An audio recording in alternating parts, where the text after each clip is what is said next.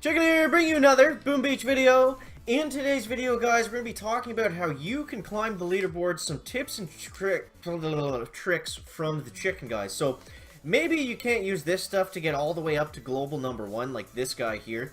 But just some general kind of tips and things that the chicken does to be able to make sure you're climbing VP. But, I mean, once you get up to, like, I would say, people like to say 1250 plus, I would say more like 1500-ish range. That's where you're going to have to start putting out the ice and having a big stockpile of power powder. So this isn't for advanced leaderboard pushing, this is just for the basic stuff. Like say if you've never been over 1000 VP, like the chicken just recently cracked. Some tips just to get you there, and just some general kind of stuff that the chicken's been thinking about around the game, because that's basically how I've been playing lately. It's just the Task Force leaderboard and the PvP. I'd like to hit my local leaderboard in Canada. So, first and foremost, guys, the most important thing, if you take nothing else away from this video, just be more active. And every other point that I'm going to make comes down to this in one sense or another. If you're not very active, there's no way you'll be able to, like, that's just how it works in Boom Beach. Like, you can't just get on for like 5 minutes to do a couple good attacks. Like, you have to clear your map constantly if you want to be able to like significantly increase your VP. So above and beyond everything else, you have to be extremely active. You have to clear your map at least once, preferably twice a day. Like you can get 2 full map clears in by doing like the first map clear like first thing in the morning, letting your map fill up all day, and then last thing like before you go to bed or whatever is going to be the only way you can do that. Because if you just do it once like in the middle of the day, then it's not going to work out. You're not going to have enough bases to clear. You'll have to kind of stay on top of it, which is another way to do it as well. You can just kind of check in as often as you're available to. So the first thing is be active. The next thing is going to be for people that have a little bit extra money and are more serious about pushing, and that is going to be to get endless reserves. Endless reserves, honestly, it changed the game completely. So what I mean by this is you don't have to waste as much time waiting for your troops to reload. You can be way more, you don't have to be as precise. Your attacks don't need to be perfect with endless reserves. You can get away with a lot, and this is a big reason why the chicken was able to get up a little bit higher in the victory points, guys. Because with endless reserves, you can just keep trying and trying, and you're not punished for waiting, and it doesn't come down to it honestly doesn't come down to skill as much. Like, it's not as based on who does the most perfect attacks. It's like, you can just be more persistent at it. Like, sure, you have to have good attacks. You can't just fail all the time.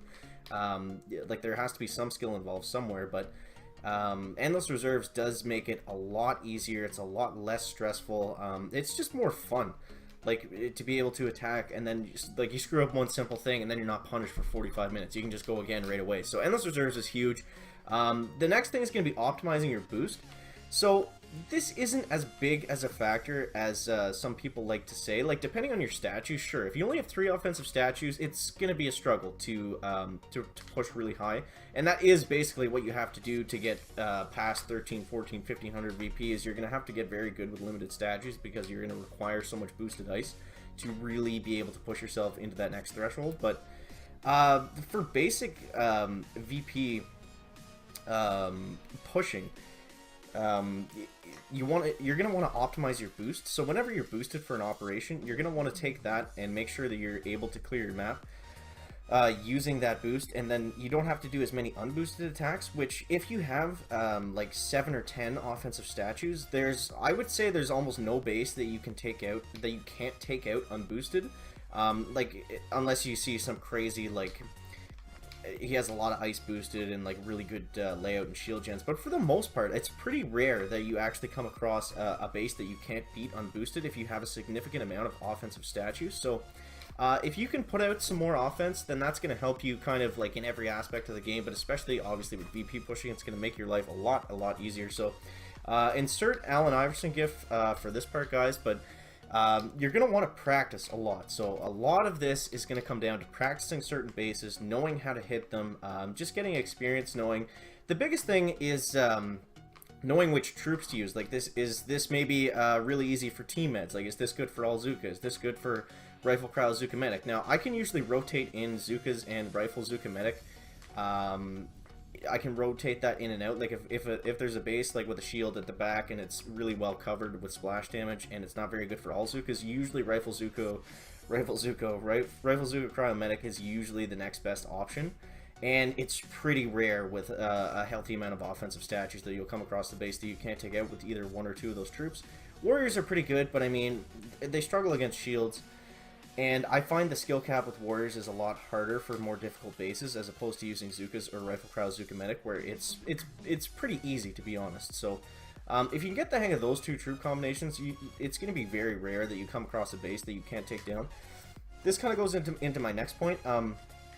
If there's a base that you can't take down, don't be like the chicken and become obsessed with it and just like think that you have to take that base down. Just skip it, because if you spend too much time on a base, one, you're wasting precious gold, which is going to be a huge factor in your VP pushing. You're going to need a healthy supply of gold at all times, because that's the one thing that holds you back with endless reserves. And if you're not paying attention, you can waste all your gold very quickly if you're not paying attention. So don't feel bad about skipping bases is what we're trying to say here. So if there's a base and you failed on it a few times, it's costing you too much gold, it's costing you too much time, don't just sit on it and wait to get it until you're boosted. Make sure you skip that, because if you sit on that base and you can't beat it, then all you're doing is setting yourself back, because you're wasting valuable base respawn time. So the faster you clear the bases on your map, including NPC bases, the better, because the faster, that just means that you're going to get more bases, you're going to have the ability to get more medals, and it's just going to help you out in the long run. So if you can, try not to sit on bases, skip the base if you really need to. Again, it's going to be pretty rare that you find a base that you really struggle with unboosted, and you should be able to take it down boosted for the most part. So nice walk there, chicken. That was really good. I'm not sure if there was anything we missed letting us get hit by it, but we'll try to finish this out here, I guess. So we'll go like this and like this. We didn't flare on it. Holy, did we do anything there? Like, holy jeez, man. We'll get a health kit going here, I guess. If we can take this base down, that's pretty embarrassing, Dr. Terrence. Like, holy jeez. We literally did everything wrong there. So we are gonna fail this one, guys. But okay, so some pro tips. Flamethrowers, bad for Zukas. Flaring on the HQ, kind of a big deal. And yeah, so that was something I took away from the turtle stream I was doing the other day, guys.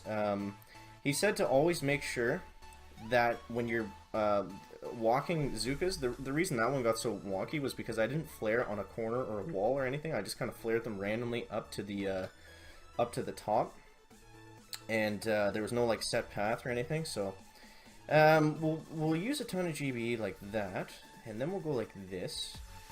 And we won't learn from our mistakes. We'll try to do the exact same thing again, guys, and I think it'll work out better, because trying the same thing and it not working just means try it again, right? So practice what you preach is kind of not how the chicken takes things, guys. So we'll see what happens here on this different walk. So we're gonna trim a couple of Zukas off the side, but that should be fine, guys.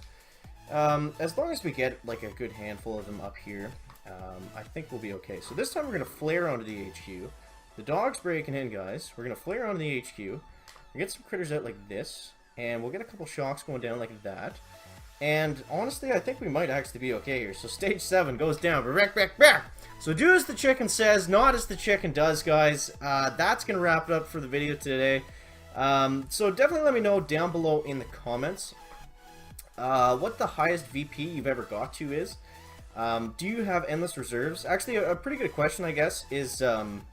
if you guys use endless reserves, do you think it's worth it? I'm interested to see like how many people actually have it, because for the chicken it was like a no-brainer, like of course we had to get that. But yeah, I'm interested to see how many out there have endless reserves. Do you find it really helps with VP pushing? Do you find it holds you back?